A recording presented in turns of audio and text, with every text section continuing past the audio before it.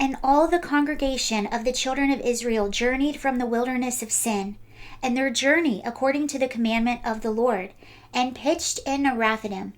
And there was no water for the people to drink. Wherefore the people did chide with Moses, and said, Give us water that we may drink. And Moses said unto them, Why chide ye with me? Wherefore do ye tempt the Lord?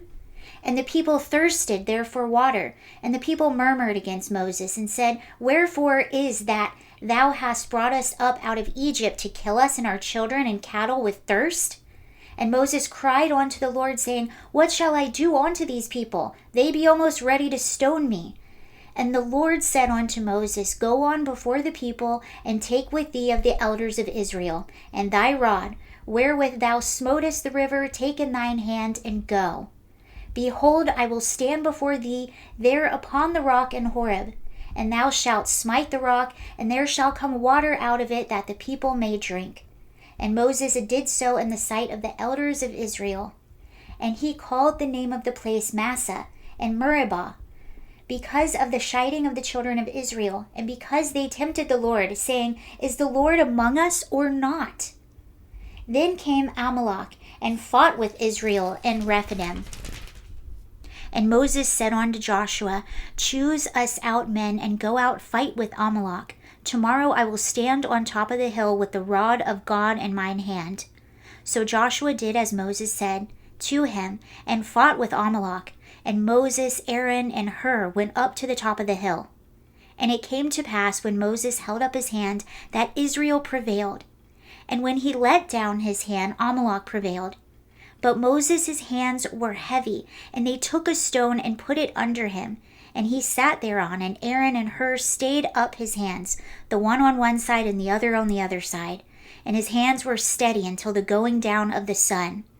And Joshua discomfited Amalek with his people on the edge of the sword.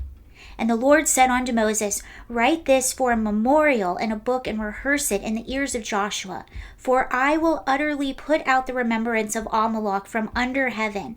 And Moses built an altar, and called the name of it Jehovah Nissi. For he said, Because the Lord hath sworn that Lord will have war with Amalek from generation to generation. When Jethro, the priest of Midian, Moses' father-in-law, heard all that God had done for Moses and for Israel his people, and that of the Lord had brought Israel out of Egypt, then Jethro, Moses' father-in-law, took Zipporah, Moses' wife, after he had sent her back, and her 2 sons, of which the name of one was Gershom, for he said, I have been alien in a strange land.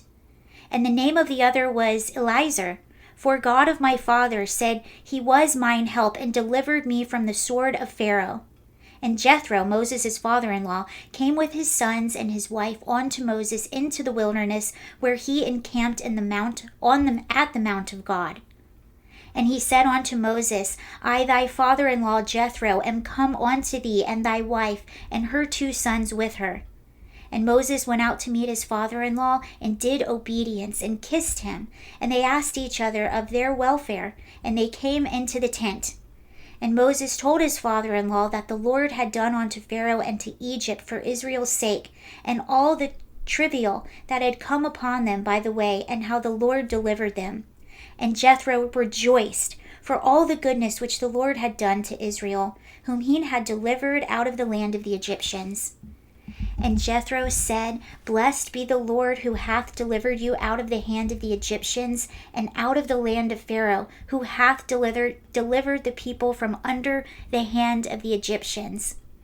Now I know that the Lord is greater than all gods, for in the thing wherein they dealt proudly he was above them.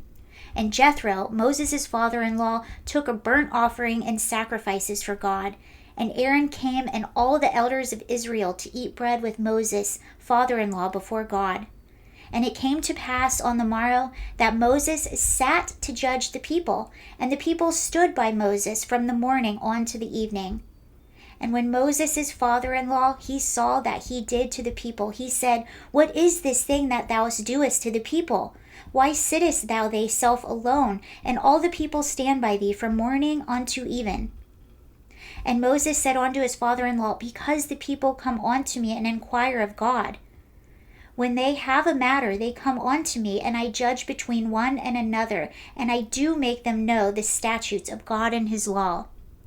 And Moses' father-in-law said unto him, The thing that thou doest is not good. Thou wilt surely wear away, both thou and the people that is with thee. For the thing is too heavy for thee, thou art not able to perform it by thyself alone. Hearken now unto my voice, I will give thee counsel, and God shall be with thee. Be thou for the people to God ward, and thou mayest bring the causes unto God. And thou shalt teach them ordinances and laws, and shalt shew them the way wherein they must walk, and the work that they must do. Moreover, thou shalt provide out all the people able men, such as fear God, men of truth, hating covetousness, and place such over them, to be rulers of thousands, and rulers of hundreds, rulers of 50s, and rulers of 10s. And let them judge the people at all seasons, and it shall be, that every great matter they shall bring unto thee, but every small matter they shall judge. So shall be it easier for thyself, and they shall bear the burden with thee. If thou, God, shall do this thing, and God command thee so, then thou shalt be able to endure, and all these people shall go to their place in peace. So Moses hearkened to the voice of his father-in-law, and did all that he had said. And Moses chose able men out of all of Israel, and made them heads over the people, rulers of thousands, rulers of hundreds, rulers of 50s, and rulers of 10s. And they judged the people at all seasons. The hard causes they brought unto Moses, but every small matter they judged themselves. And Moses let his father-in-law depart, and he went his way into his own land.